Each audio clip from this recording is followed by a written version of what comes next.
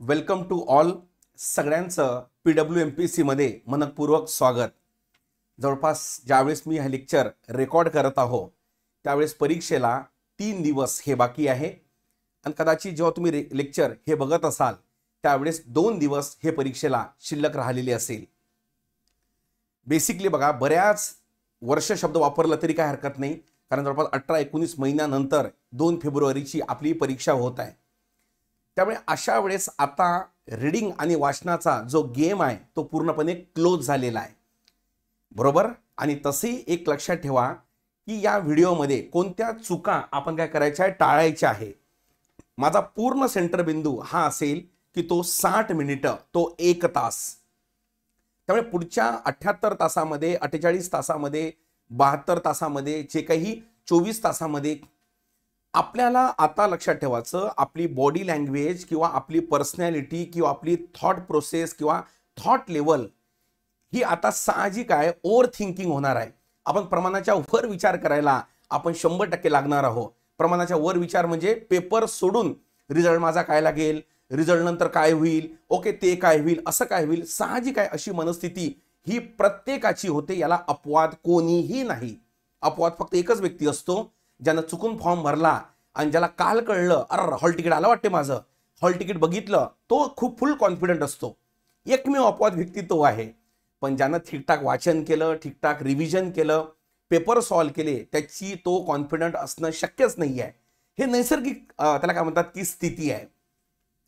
म्हणून अशा वेळेस थोडं लक्षात ठेवायचं, पॅनिक न होता आपण आपली जे थॉट लेवल आहे ती आणायची आहे कुठपर्यंत, तर ती आणायची आहे की पेपरच्या दिवशी सकाळी व्यवस्थित मी जाणार, ओके, पेपर एक्झाम हॉलमध्ये एंटर करणार आणि त्या 60 मिनिटांमध्ये जे प्रश्न, कारण बघा असं तर होणार नाही आहे बाबा त्या 100 पैकी 100 प्रश्न हे तुमचे अनफॅमिलियर असणार आहे, असं होत नाही. आणि 100 पैकी 100 फॅमिलियर असणार आहे असं पण होणार नाही. दोन्ही स्थिती नाही आहे बरं का. इवन म्हणजे बघा, पेपर झाल्यानंतर साहजिक आहे आम्ही सगळे एज्युकेटर लोक हे क्वेश्चन आम्ही सॉल्व्ह करून देणार, म्हणजे ते जे काही येईल त्यामध्ये पण तुम्ही एक गोष्ट ऑब्झर्व केली असेल, 15 पैकी 1-2 प्रश्नामध्ये एज्युकेटर पण डाऊटफुल असतो, एक नाही 4-5 एज्युकेटर. त्यामुळे तुम्ही त्याला काय म्हणतात की ते तणाव घेण्याचं कारण नाही आहे. काही प्रश्न हे फॅमिलियर असणार, काही प्रश्न अनफॅमिलियर असणार, काही प्रश्न सेमी फॅमिलियर असणार. सेमी म्हणजे हे माहित आहे हे माहित नाही. म्हणून अशा वेळेस आता आपलं नियोजन, आपलं लक्ष फक्त त्या गोष्टीवर असलं पाहिजे की असे प्रश्न 100 पैकी जे माझ्या वाचनातून आहे ते करेक्ट कसे होतील विदिन अ टायमिंग, यावर ह्या विचार करा. रिझल्ट ही त्याच्यानंतरची प्रक्रिया आहे बरं का.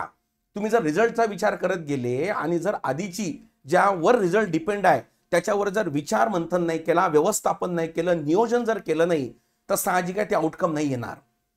म्हणून त्या 60 मिनिटांमध्ये एक माइंडला कॉल देऊन टाका की जे फॅमिलियर असेल, जे माझ्या वाचनातून प्रश्न येणार आहे आणि येणार आहे बरं का, घाबरू नका. असं होणार नाही, मी पुन्हा सांगतो हे वाक्य रिपीट, असं होणार नाही की तुम्ही कंबाईनच्या परीक्षेला गेले आणि तुम्हाला ड्रेस डिझायनिंग किंवा तिकडं इंजिनिअरिंगचे किंवा MBAचे प्रश्न आले, असं होणार नाही. यात इको, पॉलिटी, सायन्स, जॉग्राफी हेच येणार आहे. Desale sir, Kolambe sir, Saudi sir, simplified चालू घडामोडी, अभिनव चालू घडामोडी, यातूनच प्रश्न येणार आहे. हा, त्यामुळे तणाव घेऊ नका. जे वाचन फक्त खरं आता काय आहे की त्या 60 मिनिटांमध्ये तुमचं प्रेझेंटेशन आहे. 60 मिनिटांमध्ये तुम्ही कसं ते बरोबर करून येता हा कॉल माइंडला द्या. कारण कसं होते माहिती आहे, ब्लड सर्क्युलेशन जर वाढलं तर माइंडची प्रोसेस ही स्लो होते. मी नेहमी तुम्हाला हे वाक्य सांगितलेलं आहे. म्हणून माइंड त्याला काय म्हणतात की हा स्टिम्युलेट कसा राहील आणि ब्लड सर्क्युलेशन नॉर्मल कसं राहील याचा पुरेपूर प्रयत्न करा. त्याच्यामुळे काय होईल की 18 महिने नाही, त्याच्या आधी जरी 4थी, 5वी, 6वी, 10वी, 12वी मध्ये जरी गुरुजीने शिकवलेलं असेल ते सुद्धा तुम्हाला आठवणार आहे. म्हणून अशा वेळेस की थॉट प्रोसेस किंवा जो विचार आहे तो अति पुढे नेण्यापेक्षा तो थोडा त्याला काय म्हणतात की मागे घ्या आणि नॉर्मल. आता साहजिक आहे, मी वारंवार म्हणतो, भाषण देणं ही सोपी गोष्ट आहे ह्या स्टेजमध्ये, पण एज्युकेटरची भूमिका काय असते माहिती आहे का, कारण त्यांना मागच्या 7-8 एक्झाम बघितलेल्या असतात. 7-8 एक्झाममध्ये मुलांची स्थिती बघितलेली असते, मुलं काय चुका करतात हे फक्त एज्युकेटरला माहीत असते.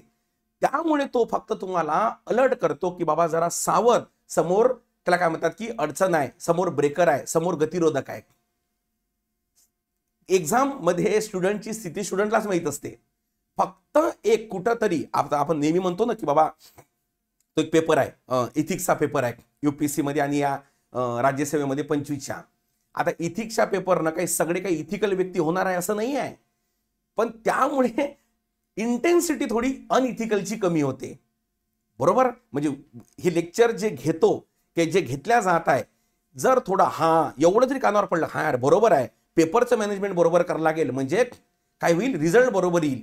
यामुळे नाही काही 10% जरी फरक पडला तरी मोर दॅन सफिशियंट असतो. त्यासाठी एज्युकेटरचे हे लेक्चर असतात, बाकी यामागचा दुसरा उद्देश काहीच नसतो. म्हणून अशा वेळेस त्याला काय म्हणतात की थोडं 60 मिनिटावर फोकस करा की ते कशी. कारण बघा तुमच्याकडे सगळे वेपन्स आहे. आता तुम्ही म्हणाल सर मी ट्रिक्स पाठ केल्या, नंबर 2 मी एलिमिनेशन करणार आहे, सर मी असं करणार आहे, सुरुवातीला गणित घेणार आहे, लास्टमध्ये गणित घेणार आहे, सर मी हे करणार आहे. हे सगळे वेपन्स हे तेव्हाच कामी पडणार आहे जेव्हा तुमचं माइंड स्टेबल असेल तिथं. नाही तर माइंड जर अनस्टेबल असेल तर एकही वेपन्स निघणार नाही.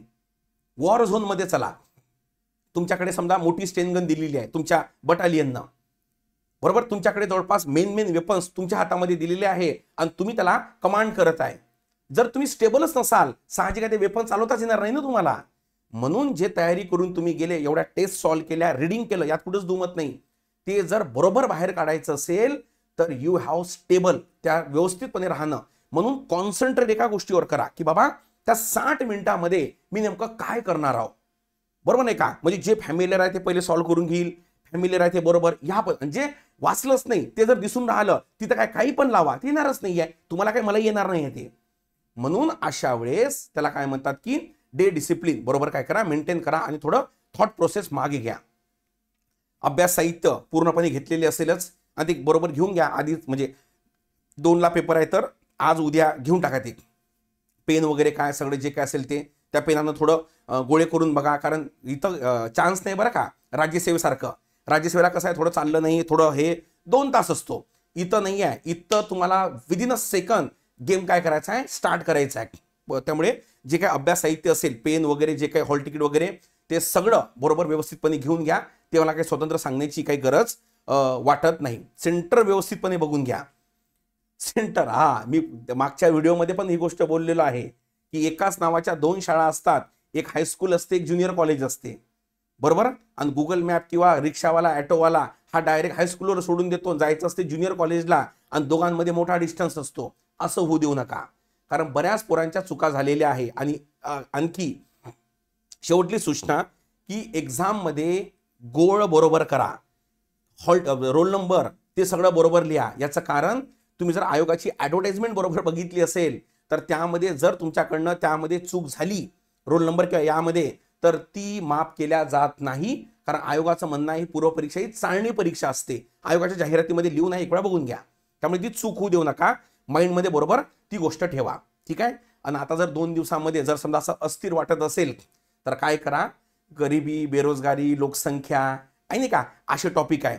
त्यानंतर करंट अफेअरचं समजा पुरस्कार येणारच आहे, 1-2 पुरस्कार, तर असे थोडे थोडे वाचत राहा की ज्याच्यावर मार्क म्हणजे बनतात किंवा येतातच, आहे नाही का. जॉग्राफीचे काही पार्ट असेल, गणिताचे, रिझनिंगचे काही टॉपिक असेल की ज्यावर प्रश्न येतोच, ते बघून घ्या. असं टाइमपास वर्क करा, बरोबर. आणि व्यवस्थितपणे स्थिर राहून काय द्या, परीक्षा द्या. मी पुन्हा सांगतो, आता रिडिंगचा गेम राहिलेला नाही आहे, आता लक्षात ठेवायचं माइंड गेम आहे, बरोबर नाही का. आता सराव आपला पूर्ण झालेला आहे. आता आपण जे वॉरमध्ये एंटर करत आहोत 2 तारखेला, आता माइंड गेम आहे की वेपन्स कसे वापरायचे आपल्याला, आणि ते वापरण्यासाठी तुम्ही मेंटली फिट लागणार आहे. त्यासाठी थोडं ओव्हर थिंकिंग कमी करा, कॉन्सन्ट्रेट फक्त 60 मिनिटावर करा. आणि सर्वात महत्त्वाचं की बाबा मेंटली फिटसाठी फिजिकल फिटनेस तर लागणारच आहे, बरोबर नाही का. थोडीफार म्हणजे लागतेच बाबा, चांगलीच लागते.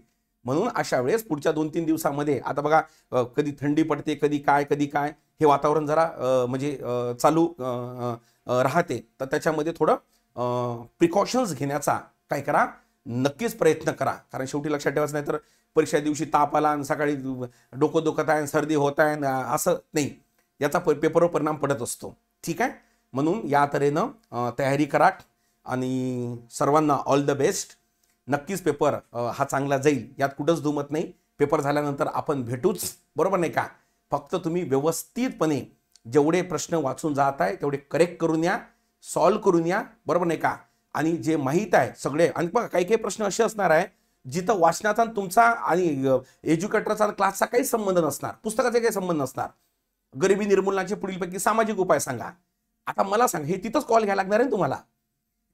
भारतातील जमिनीची धारणा क्षेत्र का कमी होत आहे प्रश्न आला होता, तिथंच कॉल घ्यायला लागणार आहे तुम्हाला आतमध्ये. म्हणून असे प्रश्न जाऊ देऊ नका. म्हणजे फॅक्च्युअल प्रश्न तर इन्फॉर्मेशन लागते, पण अशी कन्सेप्च्युअल आहे ज्याला तुमचं स्थिर माइंड लागते, हे क्वेश्चन जाऊ देऊ नका. प्रत्येक सेगमेंटमध्ये 1-2 प्रश्न जरी पकडले तरी 7 सेक्शनमध्ये 6 सेक्शनमध्ये जवळपास 12 ते 14 प्रश्न हे होत असतात. त्यामुळे व्यवस्थितपणे काळजी घ्या आणि 2 तारखेला एकदम कॉन्फिडेंटली जाऊन काय द्या, पेपर द्या. नक्कीच तुम्हाला याचा काय होईल, फायदा होईल. ठीक आहे, ओके, चलो, थँक्यू सो मच.